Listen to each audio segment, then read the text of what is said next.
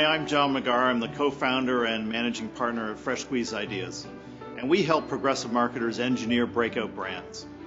So we've created this series, The Future of Marketing and How to Win, to not only share our ideas on where the future of marketing is headed, but to also provoke some new ways of thinking about brand strategy and marketing.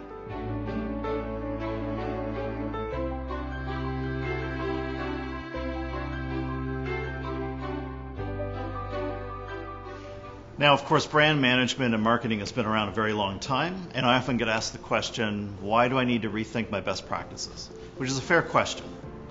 The problem is, best practices are based on hindsight, based on all the things that have been done before, which can really limit a marketer's thinking.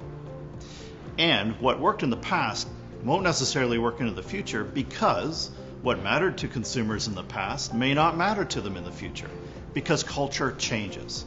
You need to be looking ahead. Foresight is not about predicting the future, but it is about anticipating the drivers of change, which gives you the opportunity to hypothesize around future risks and opportunities that can help drive your business. So a great example of this is the financial services industry, banks, and wealth investors. Since PayPal came on the market many years ago, it's not too difficult to have drawn a straight line all the way to robo-advisors that are currently emerging. What has made that possible are the changes in consumers' values around privacy, security, and where they look to expertise for their financial advice. Now, the problem with foresight is that for some organizations, they struggle with the fact that you can't quantify it. There are some organizations that are very well aware of the changes in consumer attitudes and are ahead of the technological change in wealth investment, for example. Whereas there's other organizations that struggle with this kind of ambiguity and they're behind the times.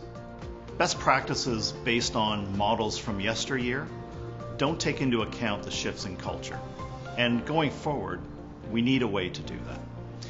Now, I know that most of the marketers out there will say, yes, big data will save us, and we'll use all the analytical power we can to reveal all. And the challenge is that unfortunately big data does a wonderful job of quantifying touch points that every brand can have based on all the click behavior. But unfortunately it doesn't answer the whys behind the behavior.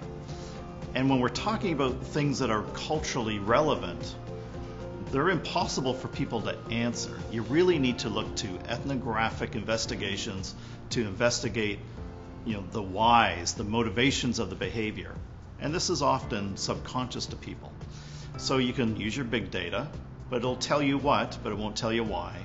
And it's really the thick data that comes from the ethnographers that allows the kind of insight that you need to build a brand that is both culturally relevant, culturally resonant, and ultimately build to a brand purpose that will guide you forward.